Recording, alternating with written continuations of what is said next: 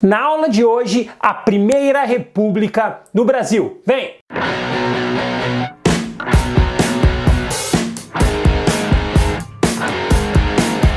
Fala, turma! Tudo certo?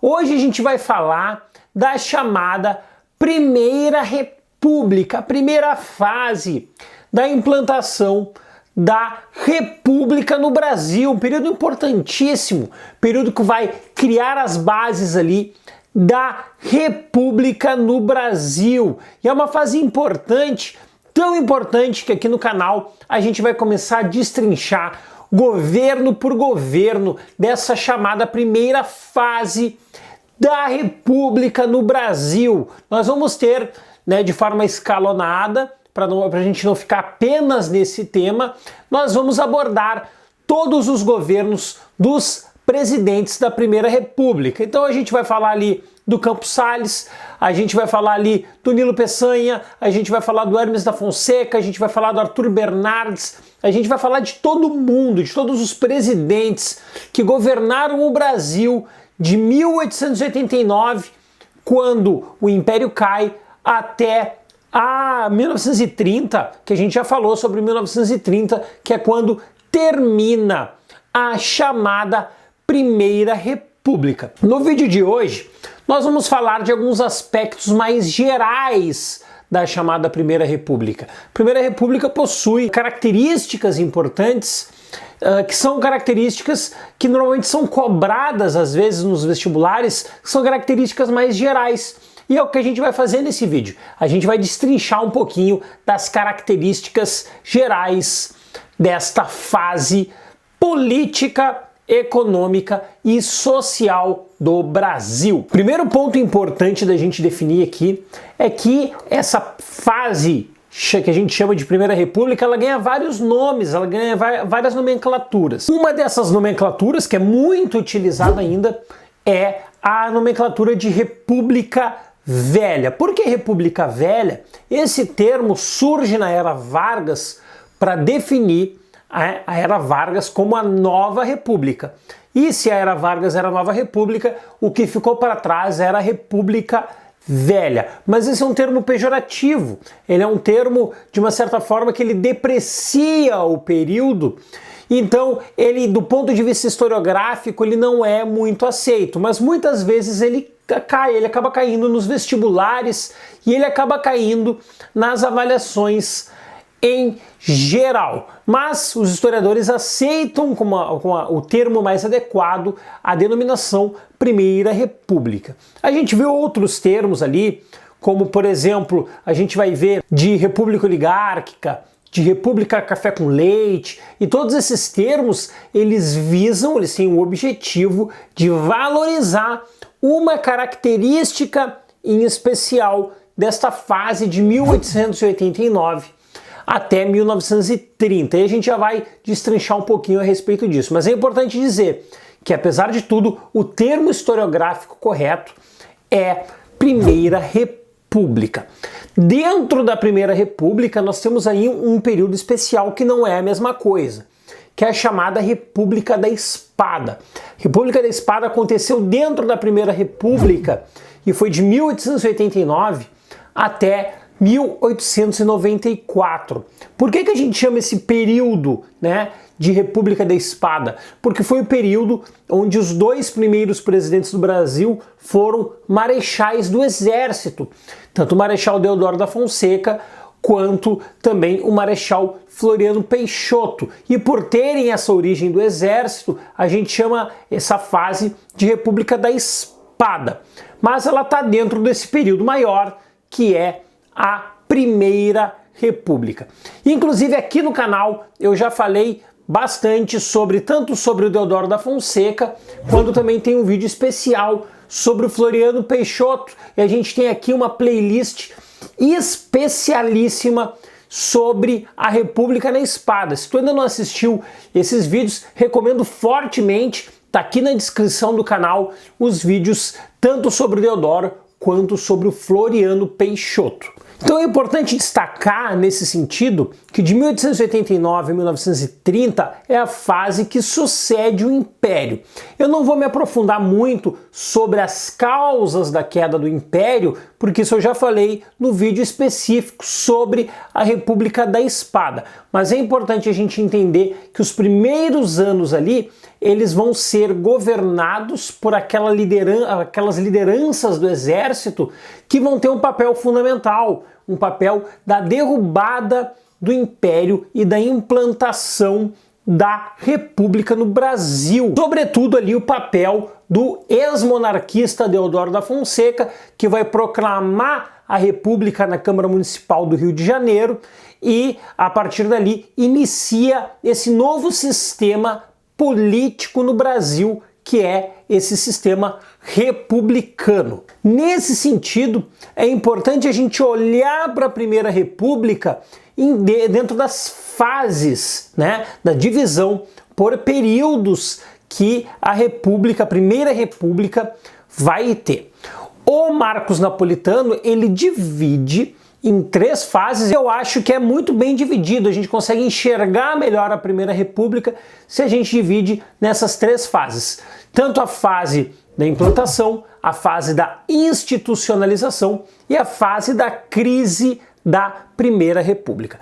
A primeira fase, a gente pode pegar ali que é o período da proclamação da República em 1889 até 1898, quando termina o primeiro governo civil da República, que é o governo do Prudente de Moraes. Nesse período, o que nós vamos ver? Nós vamos enxergar ali a institucionalização, né, da República, e essa Primeira República também encara crises na política, como a gente já viu lá no vídeo sobre a República da Espada. Há crises fortes já na instauração da República, porque os grupos republicanos eles vão disputar os caminhos dessa República, e também crises na economia, né, que vai ser aí um dos momentos importantes também dessa primeira fase da República. Numa segunda fase, a gente pode chamar como a fase da institucionalização, que vai de 1898 até aproximadamente 1921, e é o período mais longo dessa nossa divisão ali, que a gente vai ver a consolidação dos princípios gerais lá, né, da primeira fase da Primeira República, e também a institucionalização da lógica da política dos governadores e da política do café com leite. E eu já vou explicar direitinho o que significam esses termos aí, tanto política do café com leite quanto a política dos governadores. E a terceira fase, de 1921 até a Revolução de 30, onde nós temos uma série de crises ali envolvidas, sobretudo, pela ascensão de novos atores na política brasileira, entre eles os chamados tenentes, e também pela crise gerada entre as velhas oligarquias também, que vão entrar cada vez mais em conflito, e a partir desse conflito, né, dessa crise, dessa disputa, o que nós vamos perceber ali vai ser a dissociação desses grupos, e o que vai acontecer a partir disso vai ser o contexto favorável para que a Primeira República caísse e aí iniciasse a chamada Era Vargas, que nós também temos aqui no canal vídeos exclusivos, uma playlist exclusiva sobre a Era Vargas, que também está aqui na descrição do canal. Em linhas gerais, os marcos, né, que vão dar ali, criar os pilares dessa Primeira República, eles vão surgir a partir da Constituição de 1891. É a Constituição Republicana, a segunda Constituição da história do Brasil e a primeira de uma série de constituições que a República vai produzir. E esse documento é um documento fundamental para nós compreendermos como se consolida essa Primeira República. Esse vai ser um documento fundacional, vai ser um documento que vai dar as bases, que vai dar os pilares para essa primeira fase. O primeiro ponto que é importante é que essa Constituição define a separação entre igreja e Estado. Isso é importante lá no Império, e a igreja e o governo, eles estão ali vinculados, inclusive o governo é como um superior da Igreja Católica. O governo, inclusive, se metia em assuntos internos da igreja. Agora, preste atenção, agora não mais. Igreja é uma coisa, Estado é outra, e a igreja é que se vira, inclusive, para se financiar. Então, há uma separação da igreja e do Estado e a afirmação de um Estado laico. Ou seja, um Estado que não tem uma religião, um Estado que garante essa liberdade religiosa e essa separação entre igreja e Estado. Outro ponto importante que a Constituição de 1891 vai garantir é o chamado federalismo. Esse é um conceito importante que tu domine para a tua prova, que é a lógica de que os estados, né, eles têm autonomia política, grande autonomia política e grande autonomia econômica. Isso vai definir aí os princípios importantes, inclusive para a gente entender a força dos governadores e a força dos governos estaduais dentro da lógica da Primeira República, porque a Constituição de 1891, ela defende, ela afirma que os estados devem ter autonomia. Outro ponto importante é que ela vai definir o voto, o sufrágio, né, universal, mas universal masculino e para quem é alfabetizado. E aí já tem, né, um grande limitador, que é o fato de que a maioria da população brasileira ela é analfabeta e exclui as mulheres do processo. É um avanço limitado, porque tem muita gente de fora ali, mas é um avanço. E aí, se comparado, por exemplo, com o chamado voto censitário do Império, aqui há algum progresso. E outro ponto também que é importante da gente definir é que a partir da Constituição de 1891 existe um presidencialismo confirmado com mandatos de 4 anos e reeleições proibidas. Então, esse é um ponto importante também de compreendermos, né, quais são os pilares que essa Constituição de 1891 traz e deixa ali no tabuleiro político, no tabuleiro econômico, no tabuleiro social, que vão propiciar as principais características do período de 1889 a 1930. A Primeira República teve como marco o predomínio das oligarquias regionais, palavrinha diferente. Mas o que isso significa? Que um grupo muito pequeno de pessoas, que eram as elites regionais, elas detinham, né, o poder político, elas predominavam ali, elas monopolizavam o poder regional. E este é um ponto importante, porque a Primeira República vai ser a fase política do predomínio dessas oligarquias, desses pequenos grupos que conseguiam, através do poder regional, definir não só os rumos dos seus estados, mas também conseguiam dar ali o encaminhamento da política nacional. E isso vai ganhar mais força ainda no governo do presidente Prudente de Moraes. Eu vou falar em um outro vídeo especificamente sobre esse governo, mas é importante deixar claro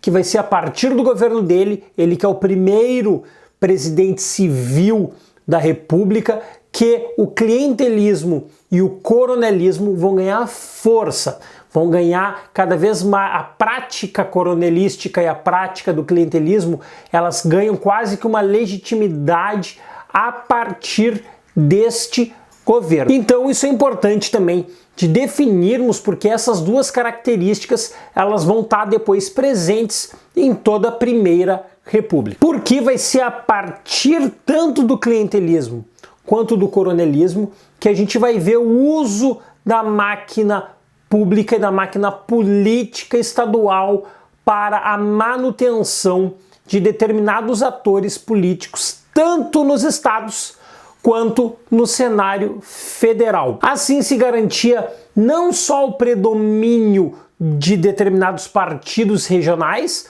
partidos esses que conseguiam, né, se manter no poder nos seus estados, como também essas oligarquias conseguiam se manter cada vez mais no poder. Inclusive muitas oligarquias, a maioria delas, passa ali esses 40 anos praticamente sendo dominante da máquina pública dos seus estados. E vai ser no governo do quarto presidente da República e o segundo presidente civil, o Campos Salles, que inicia a política dos governadores. A gente também vai ter um vídeo específico sobre o governo do Campos Salles aqui no nosso canal. E eu tenho certeza que tu não quer perder esse vídeo, então eu já peço que tu te inscreva aqui no canal. Isso é muito importante pra gente, isso impulsiona o canal na plataforma do YouTube e ajuda a manter o nosso trabalho no ar.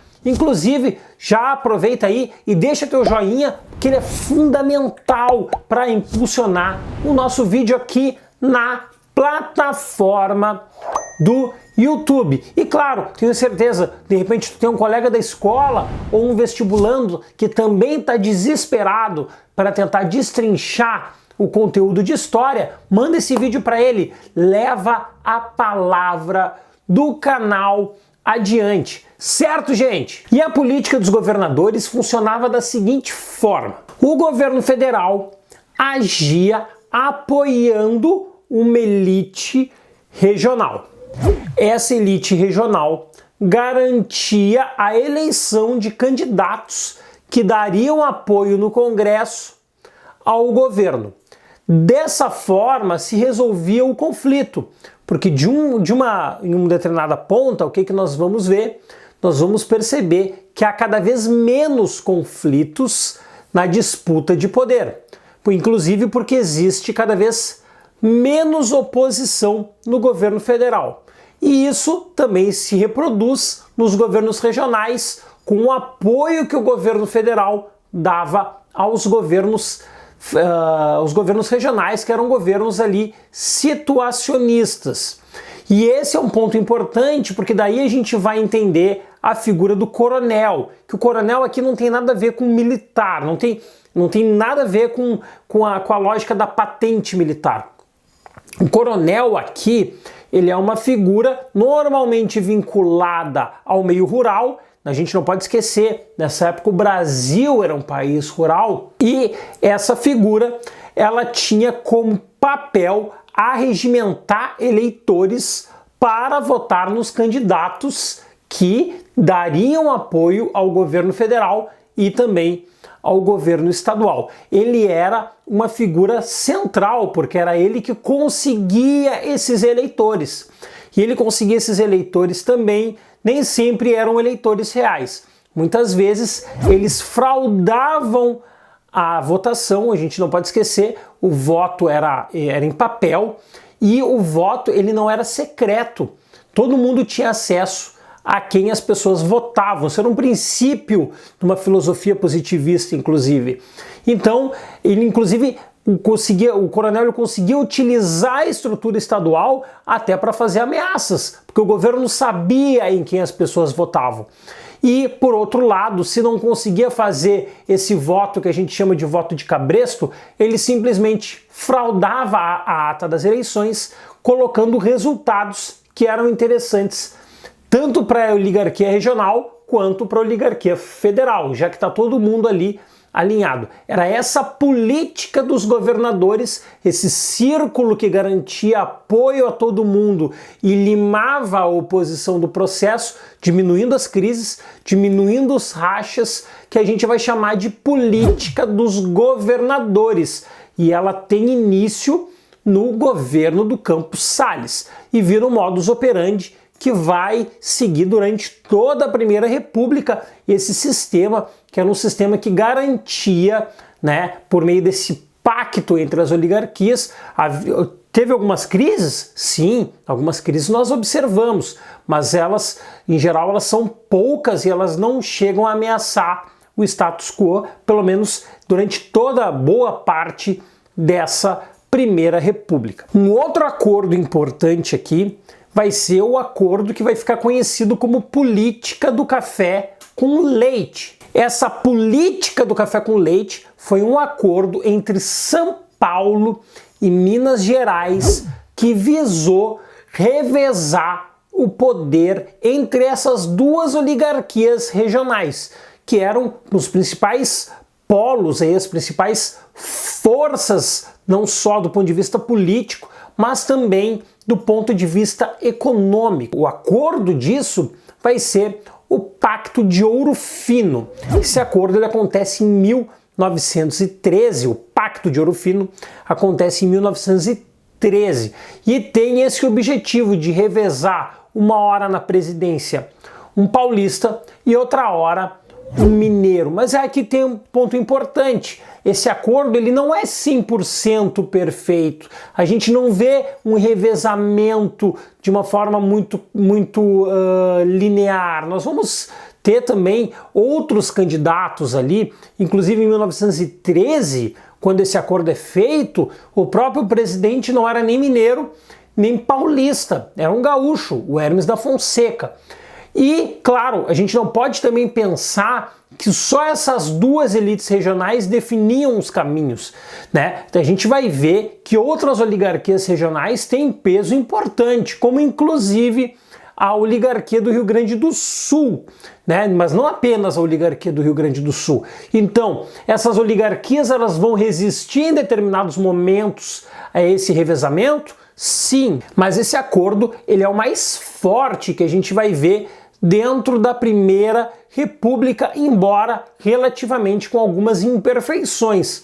Inclusive, imperfeições essas que vão ser um dos motivos que vai levar à Revolução de 30, que quando era a vez de Minas Gerais indicar o candidato, o que vai fazer São Paulo? Vai tentar botar um segundo nome consecutivo. Mas ele é um ponto importante, o Pacto de Ouro Fino, que vai definir, que vai ali delinear um revezamento entre São Paulo e Minas Gerais. Na economia, o grande produto brasileiro, ele era paulista, ele era produzido em São Paulo, que era o café.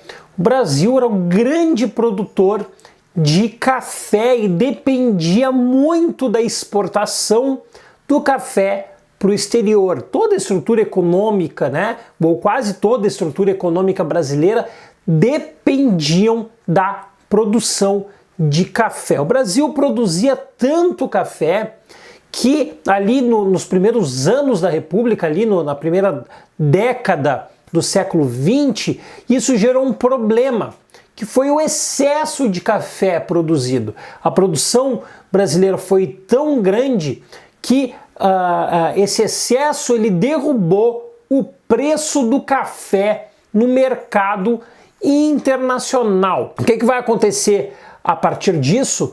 Esses produtores, esses cafeicultores, eles vão pressionar o governo federal. Eles vão exigir, vão pedir que o governo federal compre sacas de café para reduzir a oferta no mercado, e ao reduzir a oferta no mercado, se evitava que despencasse o preço no exterior. Houve uma pressão muito grande para o presidente paulista, Rodrigues Alves, assinar este acordo que acabou virando o Convênio de Taubaté. O presidente Rodrigues Alves ele recusa comprar o café, ele recusa ter uma política de proteção à produção cafeicultora paulista, e só em 1907, no ano seguinte, o presidente mineiro Afonso Pena, ele ele assina este Convênio de Taubaté, que ele assegura que o prejuízo dos cafeicultores, na verdade, ele seria repassado ao governo federal. E aí é toda uma política que começa, né, de tentativa de proteção do café, do café no mercado internacional. E esse é um ponto importante, vai ser o Convênio de Taubaté, a grande política protecionista da Primeira República para proteção do principal produto da economia brasileira em toda a Primeira República, que era o café. Vai ser também nesse período, embora nós tenhamos ali um Brasil muito rural, o Brasil está muito longe, a maioria das pessoas moram tudo no interior, as cidades existem, claro que existem, mas elas são ainda minoritárias em termos de densidade populacional. Vai ser nesse período que nós vamos ver nas cidades a organização dos primeiros movimentos operários e as primeiras organizações políticas de esquerda que vão fazer, inclusive, os seus primeiros protestos. E aqui uma menção especial às organizações socialistas, mas principalmente às organizações anarquistas, que vão ter um papel na organização dessas greves e dessas mobilizações.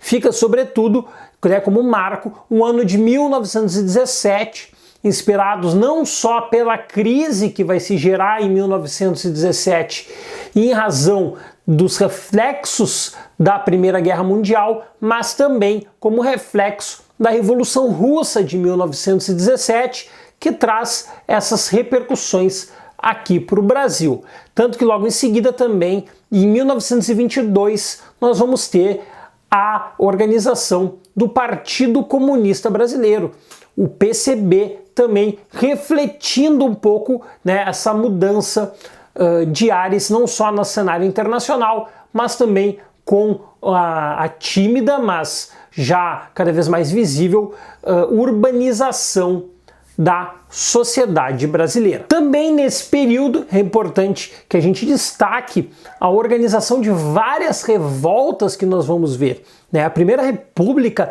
ela é marcada por uma série de revoltas, né? E que essas revoltas elas vão estar ali espraiadas ao longo desses 40 anos de Primeira República. Então nós vamos ter ali, por exemplo, a revolta da vacina, nós vamos ter a Guerra do Contestado, nós vamos ver a Guerra de Canudos, nós vamos ver a revolta do 18 do Forte de Copacabana, dos tenentes que vão se articular para esses protestos. Nós vamos ter ali no cangaço o papel, né, a atuação do Lampião também nesse período. Nós vamos ter também a Revolução Federalista no Rio Grande do Sul, nós vamos ter a Revolta de 23 no Rio Grande do Sul, vai ter também a Coluna Prestes, a Revolta de 24, né, os protestos ali dos militares, sobretudo contra o presidente Arthur Bernardes. A gente vai falar sobre ele também em um vídeo específico sobre o governo Arthur Bernardes. Então há uma série de revoltas, deve estar passando, eu estou passando agora na tela uma listinha dessas revoltas que elas vão estar ali espraiadas ao longo da Primeira República, e as causas dessas revoltas elas vão ser as mais variadas. Nos vídeos específicos sobre os presidentes eu vou falar sobre cada revolta dentro do mandato presidencial de cada uma delas. Mas é importante também que a gente tenha em mente que a Primeira República, ela teve isso, ela teve os conflitos, as organizações de contestação, elas vão estar presentes ali dentro desta fase da história do Brasil. E a crise, o momento final, né, um momento importante, que é o momento de finalização, né, dessa fase da Primeira República, ela vai acontecer ali nos anos 20, por uma série de fatores, né? Nem todos eu vou retomar porque eles estão muito bem tratados no vídeo sobre a Revolução de 30, que também está aqui na descrição.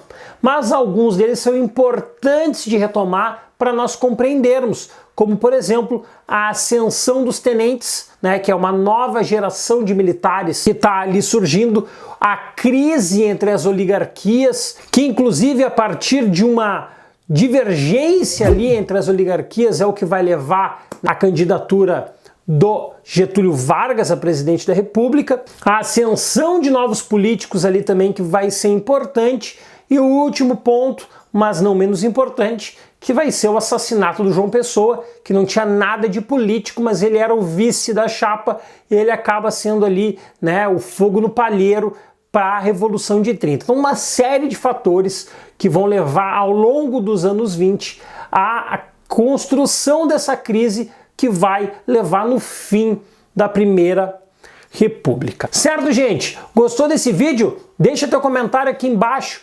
compartilha esse vídeo para o maior número de pessoas possíveis, porque isso é super importante para nós. Não esquece de deixar o teu joinha aqui também, que isso é fundamental para a gente, e a tua inscrição eu tenho certeza que tu já fez, e se não fez, aproveita que a hora é agora. Certo, gente? Valeu, abraço, tchau!